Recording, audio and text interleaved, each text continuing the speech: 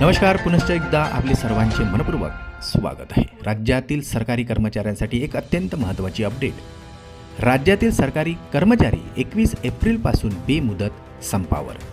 चला पाहूया याविषयी सविस्तर माहिती. त्यापूर्वी आपणास विनंती आहे, चॅनलला जर नवीन असाल तर सबस्क्राईब करायला विसरू नका. नवनवीन अपडेट मिळविण्यासाठी बेल आयकॉनला प्रेस करायलाही विसरू नका. ही बातमी आपल्या सहकारी मित्रांना शेअर करायलाही विसरू नका.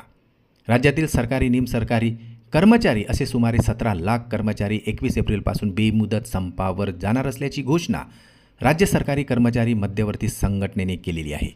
प्रलंबित मागण्यांबाबत राज्य शासनाने ठोस निर्णय न घेतल्याने हा आंदोलनाचा निर्णय घेण्यात आल्याचे संघटनेकडून समोर येत आहे. संघटनेच्या म्हणण्यानुसार महायुती सरकारला सत्तेवर येऊन वर्षाहून अधिक कालावधी उलटला असला तरी कर्मचारी शिक्षकांच्या प्रलंबित प्रश्नावर अद्याप कोणताही ठोस निर्णय झालेला नाही.